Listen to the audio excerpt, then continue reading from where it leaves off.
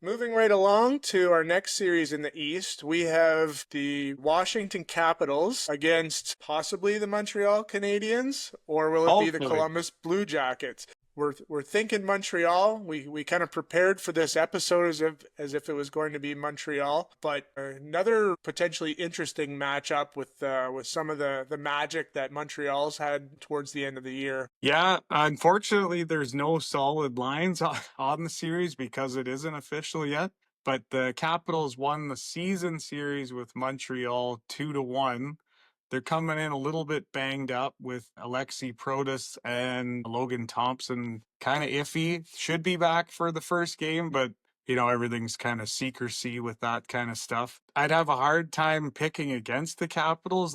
I'm on the Montreal hype train here, but after watching them play the Blackhawks what was that, Tuesday? They should have got blown out in that game. Like, their defense is suspect at best. The lack of experience on that team does scare me a bit, and watching more Capitals games as Ovi went on that goal chase, you just see a lot of depth there, a lot of physicality, and a lot of just well-rounded hockey players. I want to take Montreal in this so bad. I want to see that Bell Center rocking. I want to see Demidov do something special, but that's pretty hard to go against the Caps in this series, whether it's Montreal or the Blue Jackets. Yeah, and to what you were just saying about the physicality and depth, like Montreal is one of the smallest teams in the league. They're fast, but I don't know if they're going to stand up to the physical beating that I think Washington will eventually put on them.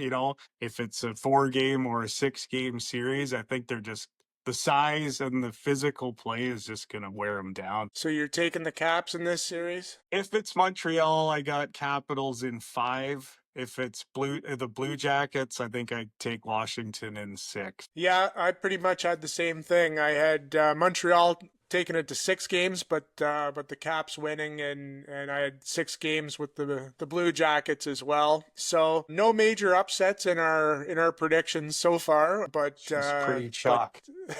But we're predicting some good matchups, and we should just take a moment to acknowledge Demidov. One thing I thought was pretty wild about in his contract that he just signed, he negotiated a Conn Smythe bonus, which was pretty interesting, of like $500,000 or something. So you gotta love the confidence, and he came out and showed it. He goal and an assist, and both of them were like, the assist was a beautiful primary assist, and just showed his skating and his ability to kind of manipulate the defense to open up lanes on that one. And when was the last time you saw a standing ovation for an assist?